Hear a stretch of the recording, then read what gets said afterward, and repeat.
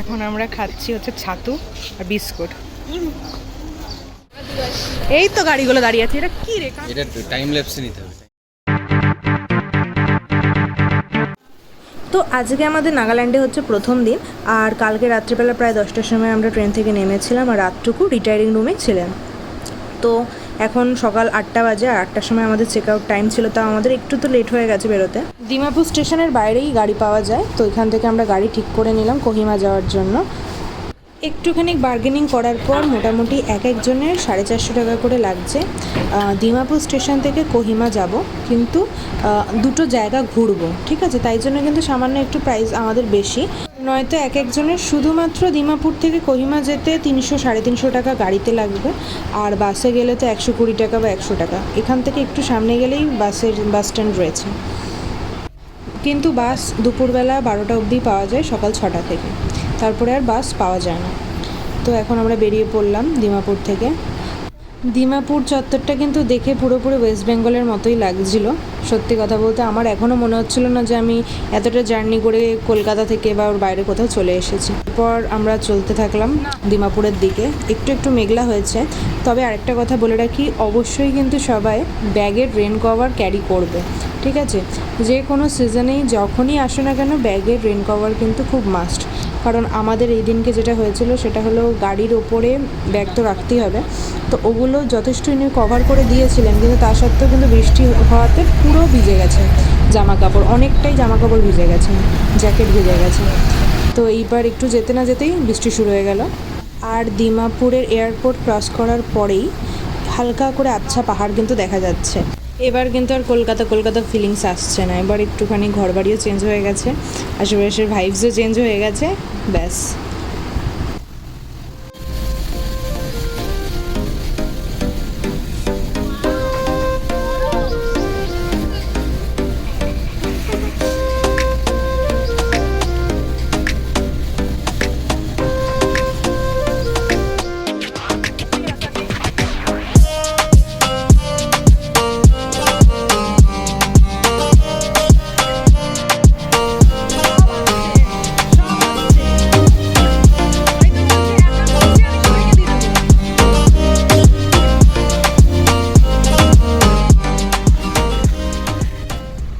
এবার চলে এসেছে ওয়েলকাম টু নাগাল্যান্ডের বোর্ড, আর আমরা অফিসিয়ালি এখন এন্ট্রি করে গেছি নাগাল্যান্ডের মধ্যে।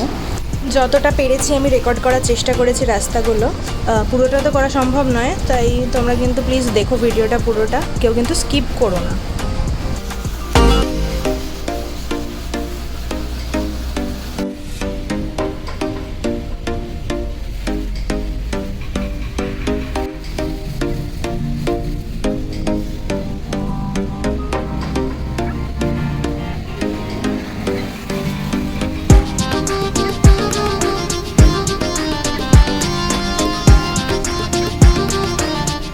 প্রায় 2 বছর ধরে প্ল্যান করেছি নাগাল্যান্ড আসার জন্য, কেউ রাজি হচ্ছিল না, ঠিক আছে, আসবে বলে।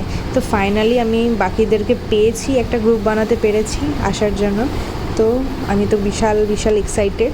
তার উপর আবার বৃষ্টি হচ্ছে, তার মধ্যে দেখো কি সুন্দর দেখতে লাগছে, ওপরে পুরো মেঘ, চারিপাশে গ্রিনারি, আর কি চাই।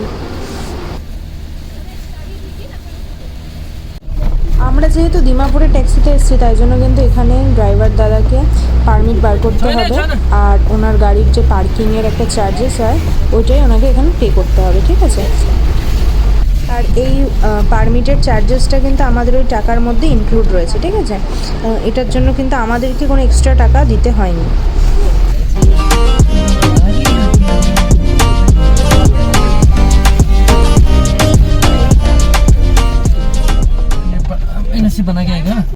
তো প্রথমে আমি বসেছিলাম ফার্স্টের সিটে, এত অসুবিধা হচ্ছিলো যে আমি আবার পিছনে চলে এসেছি, সিট চেঞ্জ করে নিয়েছি, জানি না কি হবে। পুরো চারিদিকে এখন বিশাল বৃষ্টি হচ্ছে, সরি ফর দ্য ললিপপ। যেহেতু ব্যাক সিটে চলে গেছে, এখন কিন্তু আমার ভিডিওগ্রাফার চেঞ্জ হয়ে গেছে, ঠিক আছে? ভিডিওগ্রাফার এখন মনিতোষ, ওই এবার বাকি ক্লিপগুলো সব শ্যুট করবে, আর আমি দেবো ভয়েস ওভার। তো কোহিমাতে পৌঁছাতেই খানিকটা জ্যাম পেয়েছিলাম, কারণ অফিস টাইম ছিল। তো বেশিক্ষণ লাগেনি টাইম জ্যাম ছাড়তে, 5-10 মিনিটের মধ্যেই জ্যাম ছেড়ে দিয়েছিল। তো শহর টহর নিতে হবে না ভাই।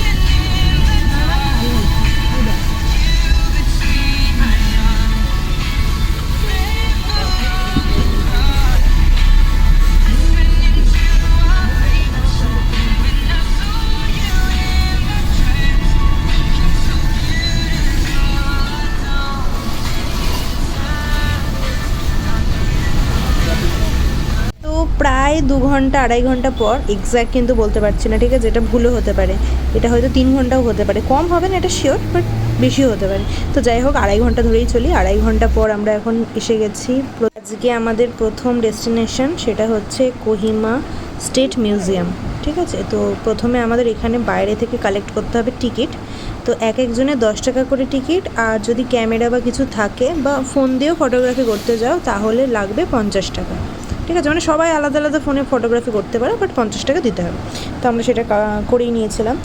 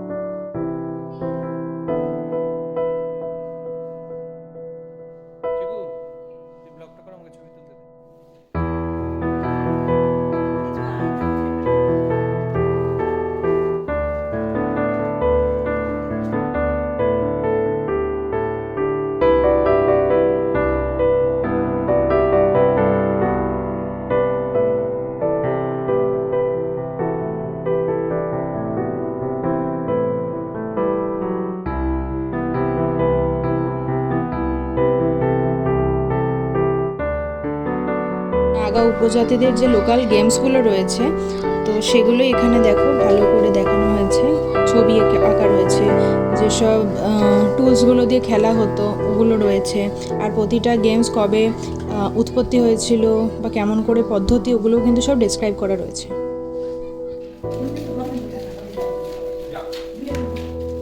এরপর আমরা চলে আসলাম এবার নাগা উপজাতিদের পোশাক আশাকের দিকে। এখানে দেখো প্রতিটা শালের কিন্তু ডিজাইনগুলো আলাদা, আর এই ডিজাইনগুলো প্রতিটা উপজাতিদের পরিচয় বলতে পারো। এক একটা ডিজাইন এক একটা উপজাতিদেরই তৈরি করা। তো এগুলোই নাগা উপজাতিদের ট্র্যাডিশনাল ক্লোথস। এইটা খুব সুন্দর, কড়ি দিয়ে বানিয়েছে এটা আবার, ট্রাই ওয়াও, কি সুন্দর না ডিজাইনগুলো, হেভি কিন্তু ডিজাইনগুলো, কড়ি দিয়ে কি দারুণ, টাইপ রেংমা।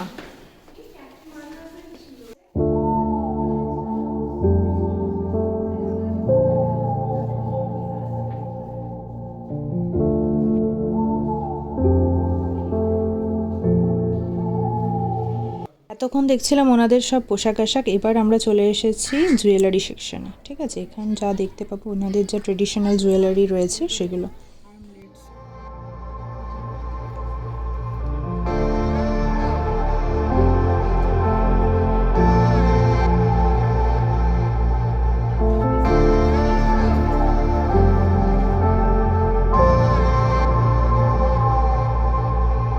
এটা নাগা স্টেট মিউজিয়ামের আর্ট গ্যালারি, আর এখানে বিভিন্ন নাগা আর্টিস্টদের আঁকা ছবি রয়েছে। তো এখানে ওনাদের নামও লেখা রয়েছে, কিন্তু কিছু কিছু ফটো রয়েছে যেখানে কিন্তু কোনো আর্টিস্টের নাম মেনশন করা নেই, ঠিক আছে।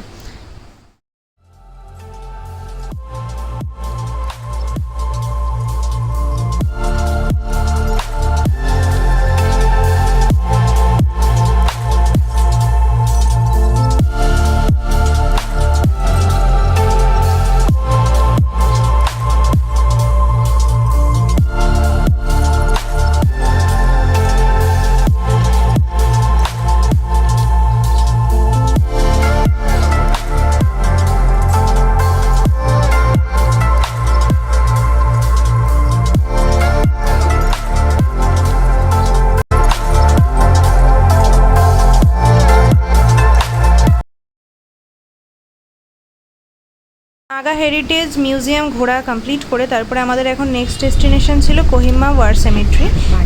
রাস্তায় খানিক বৃষ্টি পেয়েছিলাম, আর এক জায়গায় গাড়িও খারাপ হয়ে গেছিলো, তো মোটামুটি আমাদের পৌঁছাতে সময় লাগলো 20 মিনিট থেকে আধা ঘন্টা।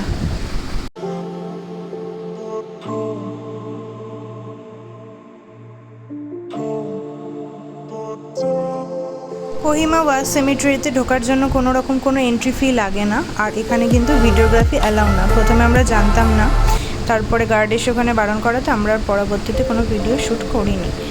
1946 সালে বানানো হয়েছে কোহিমা ওয়ার সেমিট্রি, আর দ্বিতীয় বিশ্বযুদ্ধের সময় যে সকল সেনারা প্রাণ ত্যাগ করেছিলেন তাদের স্মৃতির উদ্দেশ্যে এখানে মোট 1420 জন সেনার স্মৃতিসৌধ বানানো হয়েছে। তো আমাদের দিমাপুর থেকে বুক করা ড্রাইভার দাদার সাথে কিন্তু ট্রিপ এখানেই আমাদের কমপ্লিট। আমরা বুক করেছিলাম দিমাপুর থেকে কোহিমা বিওসি স্ট্যান্ড আসার জন্য গাড়ি। তো এখান থেকে আমাদের স্টার্ট হচ্ছে ট্যুর এজেন্টের আন্ডারে ট্রিপ। আমি দিমাপুর থেকে যে ড্রাইভার দাদাকে বুক করেছিলাম তার নাম্বার আমি ডেসক্রিপশন বক্সে দিয়ে দেবো, তোমাদের যদি দরকার হয় তোমরা তার সাথে কন্ট্যাক্ট করতে পারো। তো আমাদের আজকের থার্ড ডেস্টিনেশন হচ্ছে কিগেমা হেরিটেজ ভিলেজ। তো সেই মতো চলে আসলাম। এখন সময় দুপুর 3টে, আর আমাদেরকে দেওয়া হয়েছে 20 মিনিট টাইম পুরো গ্রামটা ঘুরে দেখতে। তারপর আমাদের আজকের হোমস্টে জাখামাতে আমরা যাব।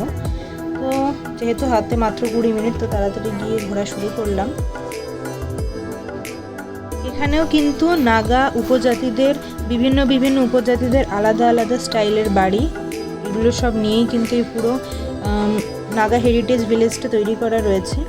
এখানে যেরকম প্রথমে ছিল কুকি সম্প্রদায়ের মানুষ, এরকমই ভিন্ন ভিন্ন উপজাতিদের কিন্তু এখানে বাড়ি রয়েছে। আর তাদের বাইরে মানে প্রতিটা বাড়ির যে স্ট্রাকচার সেগুলোর বাইরে লেখা ছিল যে কোন কোন সম্প্রদায়ের কী কী স্টাইলের বাড়ি। আরেকটা কথা বলে রাখি যে আমরা কিন্তু নাগাল্যান্ডে এসেছি অফ সিজনে। নাগাল্যান্ডের অরিজিনাল ঘোরার সিজন হচ্ছে ডিসেম্বর, যেহেতু ওখানে হর্নবিল ফেস্টিভ্যাল হয়। হর্নবিল পাখি এইখানেই একটা স্ট্রাকচারে বানানো রয়েছে স্ট্যাচু। তো সেই পাখিগুলো বলা হতো যে আগেকার দিনে ডিসেম্বর মাস করে এই জায়গায় আসতো, তো তাই জন্য ওদের উদ্দেশ্যেই হর্নবিল ফেস্টিভ্যাল নামকরণ করা হয়েছে। আর এইখানেই নানান ওদের যে সাংস্কৃতিক অনুষ্ঠান খেলাধুলা যেগুলো যা হয় সব এখানেই হয়। আর এই সময় কিন্তু মানে ডিসেম্বর মাসে কিন্তু এখানে প্রচুর টুরিস্ট আসে, প্রচুর। এখানে ওদের গ্যালারিও রয়েছে নিচের দিকটা। তো এর মধ্যেই আমাদের এখন নাগা হেরিটেজ ভিলেজ ঘোরা কমপ্লিট। এখন আমাদের ডেস্টিনেশন হচ্ছে আজকের হোমস্টে, ঠিক আছে। অলরেডি এখন বিকাল 4টে বাজে। আমাদের কিন্তু আজকে লাঞ্চ স্কিপ হয়ে গেছে, ঠিক আছে। লাঞ্চ ইনক্লুডও ছিল না প্যাকে যদিও বা। তো যাই হোক, দেখো কি সুন্দর ভিউ দেখতে দেখতে এখন আমরা যাচ্ছি জাখামার পথে, আর ওখানেই আমাদের হোমস্টে। পুরোটাই ট্রেকিং।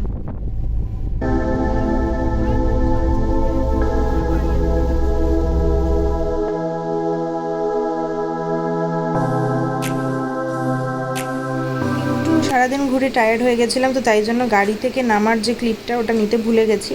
তো এখন আমি আমার হোমস্টেটার আশেপাশটা দেখিয়ে দিচ্ছি। আমাদের হোমস্টের নাম হচ্ছে উইংস অফ লাভ, আর এখানে এক দিনের রুম চার্জ হচ্ছে 600 টাকা পার পারসন উইদাউট ফুড। শুধুমাত্র থাকার যে খরচ সেটা হচ্ছে 600 টাকা। আর এখানে ওনাদের নিজস্ব মেনু রয়েছে, মেনু দেখে আপনারা চুজ করতে পারবেন যে কী খাবার নেবেন, ঠিক আছে। আমরা ম্যাগি নিয়েছি এখন এসে, যেহেতু এখন কোনো লাঞ্চের অপশান ছিল না। রাতের ডিনারে ছিল চিকেন, ওটা ট্যুর প্যাকেজের আন্ডারেই ইনক্লুড ছিল। তো যেহেতু রাতে কোনো ভিডিও ক্লিপ নিইনি, তো তাই জন্য মুখেই বলে দিলাম।